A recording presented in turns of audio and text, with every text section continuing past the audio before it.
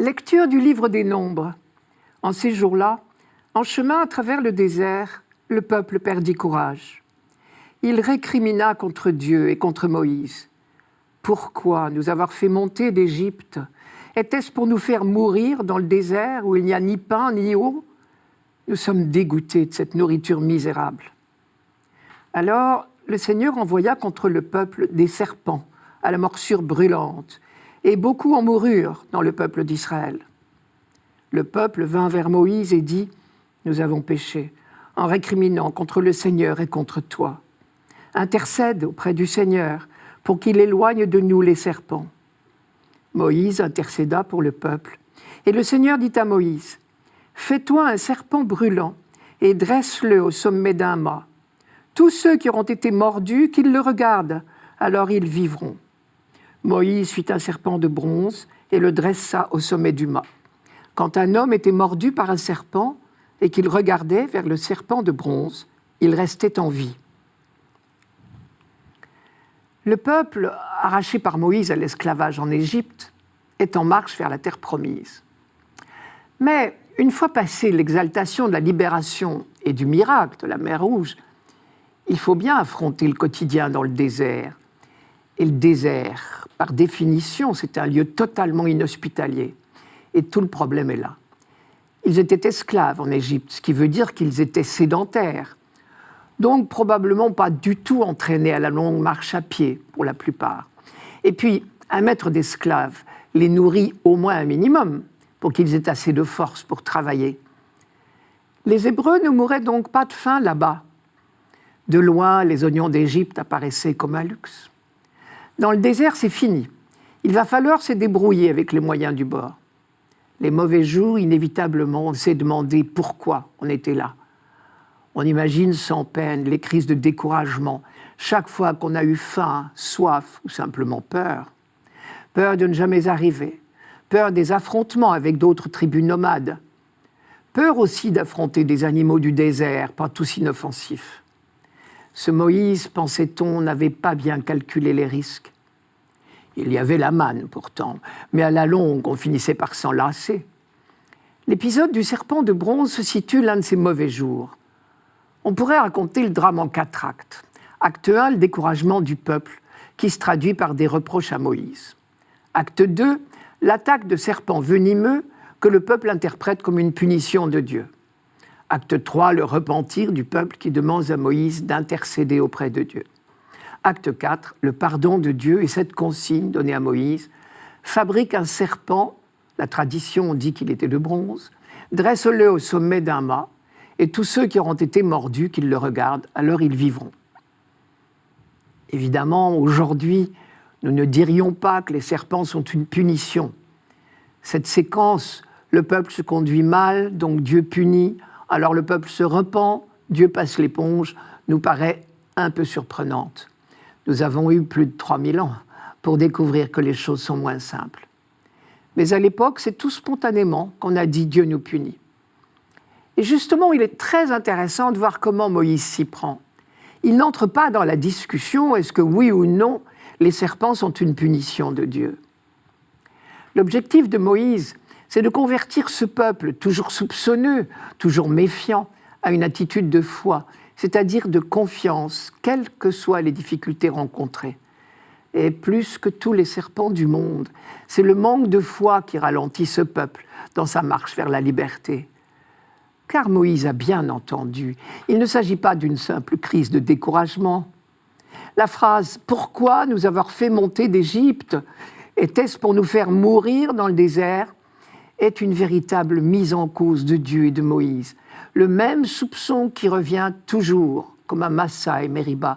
Quelque chose comme « Au fond, Dieu et toi, Moïse, vous dites que vous voulez nous sauver, mais en réalité, vous voulez notre mort. » Or, Moïse sait déjà que la vraie vie, c'est de connaître Dieu, c'est-à-dire lui faire confiance à tout moment. Alors, il va prouver à ce peuple encore et toujours soupçonneux que Dieu ne demande qu'à le sauver. Pour éduquer son peuple à cette attitude de foi, Moïse s'appuie sur une pratique qui existait déjà. La coutume d'adorer un Dieu guérisseur existait bien avant lui. Et ce dieu était représenté par un serpent de bronze enroulé autour d'une perche. Nos caducées sont peut-être la trace. C'était ni plus ni moins une pratique magique. Il suffit de regarder un objet magique, un fétiche, et tout s'arrange. Ce que va faire Moïse consiste à transformer ce qui était jusqu'ici un acte magique en acte de foi. Une fois de plus, comme il l'a fait pour des quantités de rites, il ne brusque pas le peuple, il ne part pas en guerre contre leurs coutumes, il leur dit « Faites bien tout comme vous avez l'habitude de faire. Mais moi, je vais vous dire ce que cela signifie. Faites-vous un serpent et regardez-le. » En langage biblique, regarder veut dire adorer. Mais sachez que celui qui vous guérit, c'est le Seigneur, ce n'est pas le serpent. Ne vous trompez pas de Dieu, il n'existe qu'un seul Dieu, celui qui vous a libéré d'Égypte. Quand vous regardez le serpent, que votre adoration s'adresse au Dieu de l'Alliance et à personne d'autre, surtout pas à un objet sorti de vos mains. Quand le livre de la sagesse, des siècles plus tard, médite cet événement, c'est comme cela qu'il l'interprète. Je cite « Quiconque se retournait était sauvé, non par l'objet regardé, mais par toi, le sauveur de tous. »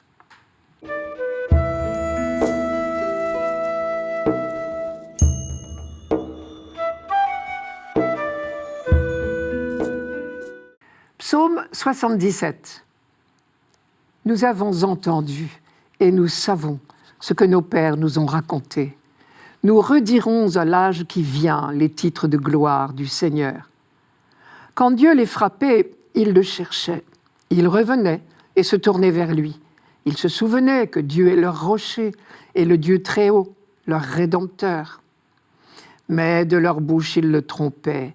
De leur langue, ils lui mentaient. Leur cœur n'était pas constant envers lui.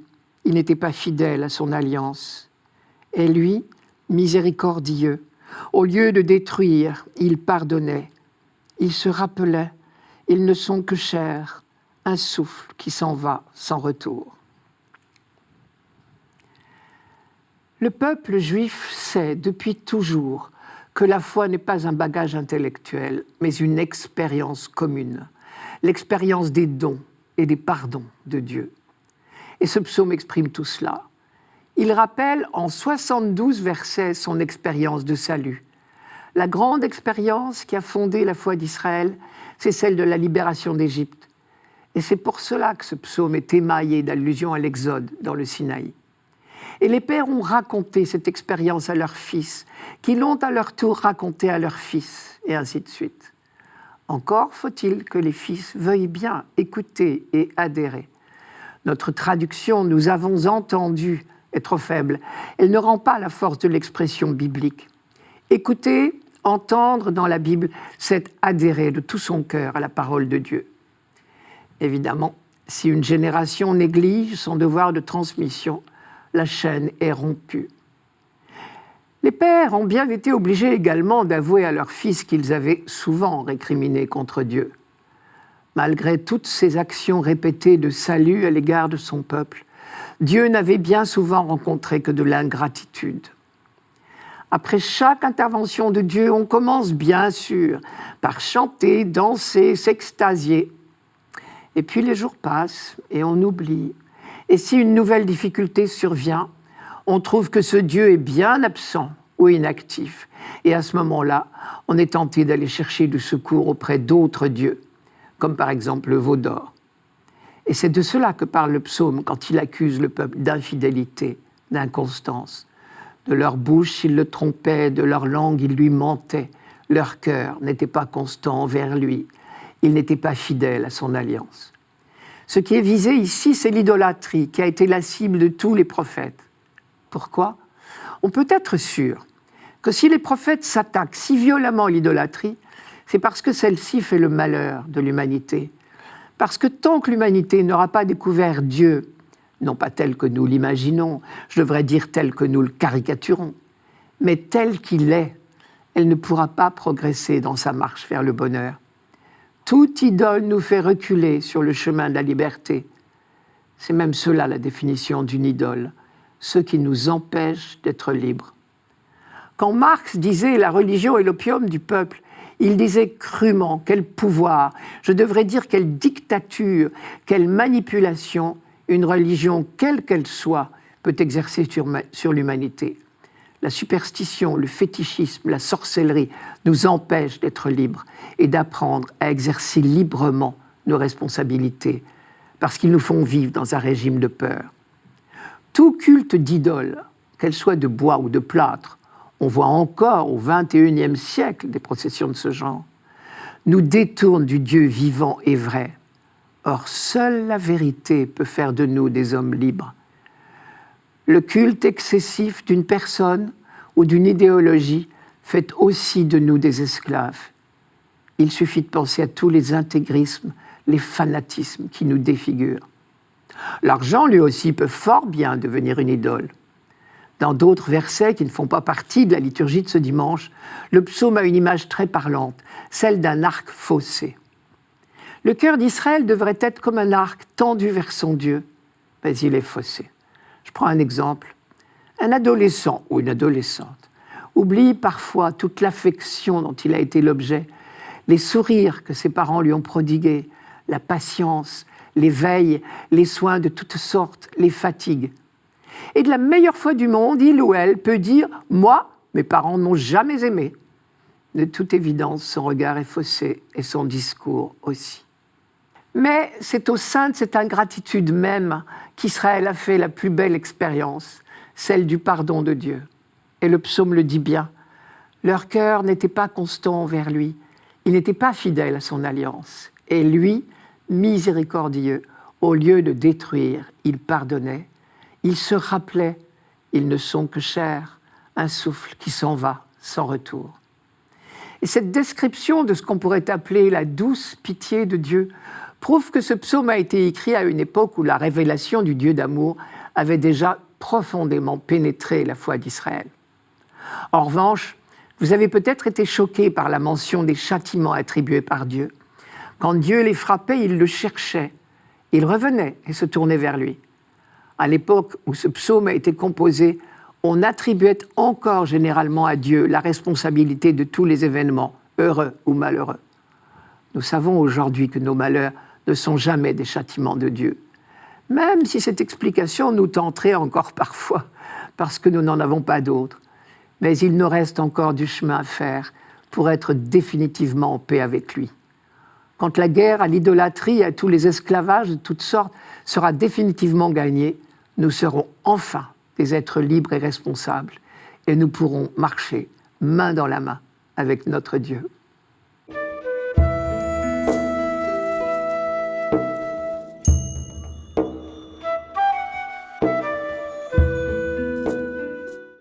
Lecture de la lettre de saint Paul apôtre aux Philippiens. Le Christ Jésus, ayant la condition de Dieu, ne retint pas jalousement le rang qui l'égalait à Dieu, mais il s'est anéanti, prenant la condition de serviteur, devenant semblable aux hommes. Reconnu homme à son aspect, il s'est abaissé, devenant obéissant jusqu'à la mort, et la mort de la croix. C'est pourquoi Dieu l'a exalté, il l'a doté du nom qui est au-dessus de tout nom, afin qu'au nom de Jésus, tout genou fléchisse, au ciel, sur terre et aux enfers, et que toute langue proclame « Jésus-Christ est Seigneur, à la gloire de Dieu le Père ». Le Christ s'est abaissé, devenant obéissant jusqu'à la mort, et la mort de la croix. C'est pourquoi Dieu l'a exalté. C'est pourquoi, dit bien qu'il y a un lien très fort entre l'abaissement de la croix et l'exaltation de la résurrection. Le problème est de savoir comment. Une chose est sûre, il ne faut à aucun prix lire ces phrases de Paul en termes de récompense, comme si le schéma était « Jésus s'est admirablement comporté et donc il a reçu une récompense admirable ». Presque inévitablement, nous raisonnons en termes de donnant-donnant. C'est notre tendance immédiate, spontanée. J'ai dit tendance, je devrais plutôt dire tentation. Parce que c'est complètement contraire à toute la révélation. Dieu est amour. Or, l'amour ne connaît pas les calculs, le donnant-donnant. Ou alors, c'est pas de l'amour.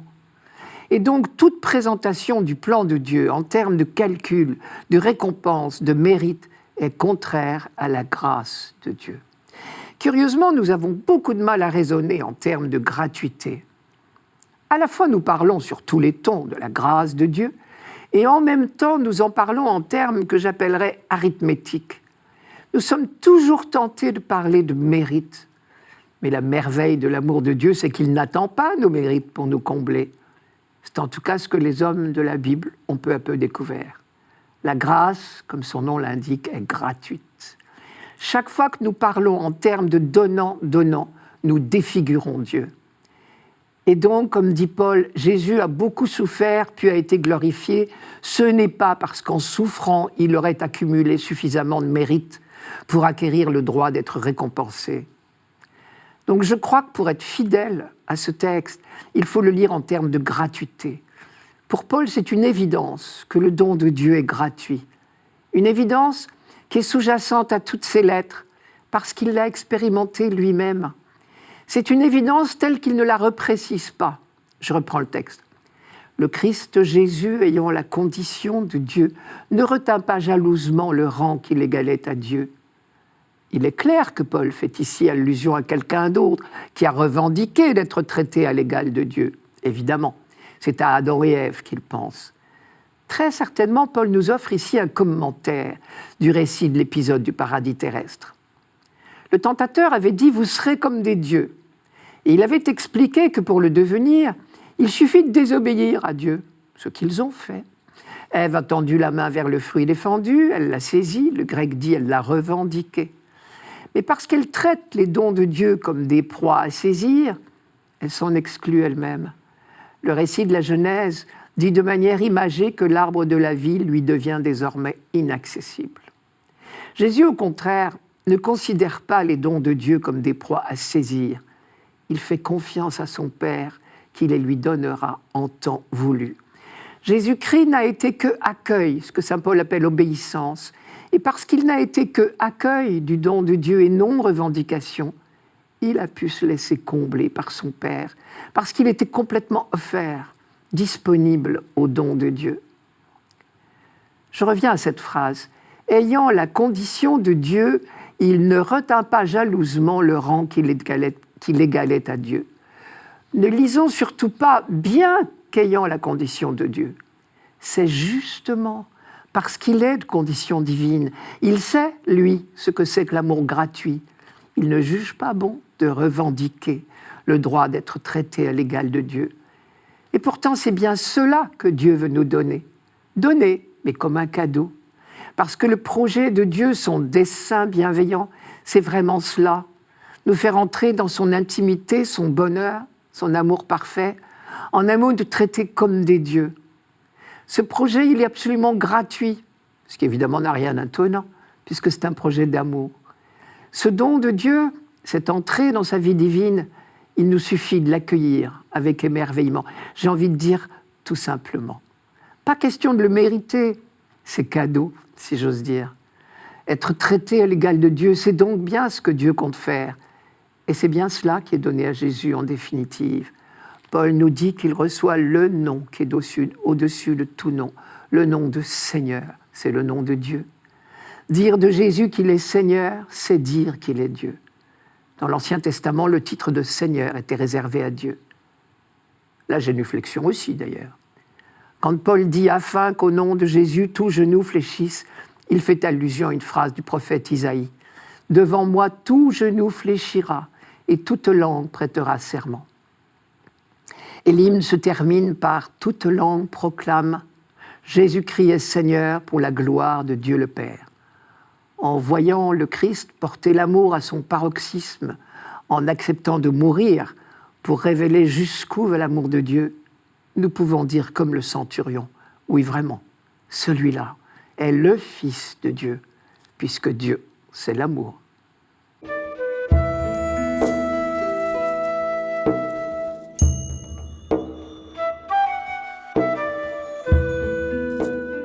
Évangile de Jésus-Christ selon saint Jean. En ce temps-là, Jésus disait à Nicodème, « Nul n'est monté au ciel, sinon celui qui est descendu du ciel, le Fils de l'homme. De même que le serpent de bronze fut élevé par Moïse dans le désert, ainsi faut-il que le Fils de l'homme soit élevé, afin qu'en lui tout homme qui croit ait la vie éternelle. Car Dieu a tellement aimé le monde qu'il a donné son Fils unique, afin que quiconque croit en lui ne se perde pas, mais obtienne la vie éternelle. Car Dieu a envoyé son Fils dans le monde, non pas pour juger le monde, mais pour que par lui, le monde soit sauvé. Un pharisien, Nicodème, est venu trouver Jésus de nuit. Et nous savons par l'évangile de Jean que l'entretien fut très long, beaucoup plus que les quelques lignes que nous lisons aujourd'hui. Mais ces quelques lignes vont nous permettre de regarder nos crucifix avec d'autres yeux peut-être. Je reviens à Nicodème. Sa démarche auprès de Jésus prouve qu'il est en recherche et de bonne foi. Parce qu'il est pharisien, c'est un bon connaisseur des Écritures. Jésus peut donc se permettre de faire allusion à des textes de l'Ancien Testament sans de longues explications. Quand Jésus évoque le serpent de bronze ou quand il parle du Fils de l'homme, Nicodème sait très bien de quoi Jésus parle. Le Fils de l'homme, depuis le prophète Daniel, c'est l'un des titres du Messie qu'on attend. Le serpent de bronze, c'est un épisode de l'Exode sous la conduite de Moïse. Ce qui est nouveau pour Nicodème, c'est le lien que Jésus fait entre les deux. De même que le serpent de bronze fut élevé par Moïse dans le désert, ainsi faut-il que le Fils de l'homme soit élevé, afin que tout homme qui croit obtienne par lui la vie éternelle. Ce qui est plus nouveau encore, et probablement impensable, c'est l'affirmation que Dieu a un Fils. Et pourtant Jésus insiste. Dieu a tellement aimé le monde qu'il a donné son Fils unique. Et il répète, Dieu a envoyé son Fils dans le monde. Pour un pharisien qui récite tous les jours avec ferveur la profession de foi juive, le Shema Israël, écoute Israël, le Seigneur notre Dieu est le Seigneur un, ce que dit Jésus ressemble à une hérésie. Nicodème a probablement eu du mal à suivre Jésus sur ce terrain-là, mais on sait qu'il est resté proche de lui, puisqu'on le retrouve plus tard par 2 fois dans l'évangile de Jean, et en particulier au Golgotha, c'est lui qui aidera Joseph d'Arimathie pour la mise au tombeau. Je reviens au serpent de bronze. On se souvient que Moïse avait essayé par ce moyen de pousser les Hébreux à un acte de foi. Ceux qui avaient été mordus par des serpents venimeux étaient invités à lever les yeux vers le serpent de bronze, qui était hissé en haut d'un mât, tout en faisant une prière au Dieu du Sinaï. Et Jésus reprend cet exemple à son propre compte, en parlant de sa propre élévation sur la croix. De la même manière que dans le désert, il suffisait de lever les yeux avec foi vers le Dieu de l'Alliance pour être guéri physiquement. Désormais, il suffit de lever les yeux avec foi vers le Christ en croix pour obtenir la guérison intérieure. Comme souvent dans l'évangile de Jean, revient le thème de la foi. Dieu a tant aimé le monde qu'il a donné son Fils unique. Ainsi, tout homme qui croit en lui ne périra pas, mais il obtiendra la vie éternelle. Mais en même temps que Jésus fait un rapprochement entre le serpent de bronze élevé dans le désert et sa propre élévation sur la croix, il manifeste le saut formidable entre l'Ancien Testament et le Nouveau Testament. Jésus accomplit, certes, mais tout en lui prend une nouvelle dimension. D'abord, dans le désert, seul le peuple d'Alliance était concerné. Désormais, en Jésus, c'est tout homme, c'est le monde entier qui est invité à croire pour vivre. 2 fois, Jésus répète, tout homme qui croit en lui obtiendra la vie éternelle. Ensuite, il ne s'agit plus de guérison extérieure, il s'agit désormais de la conversion de l'homme en profondeur.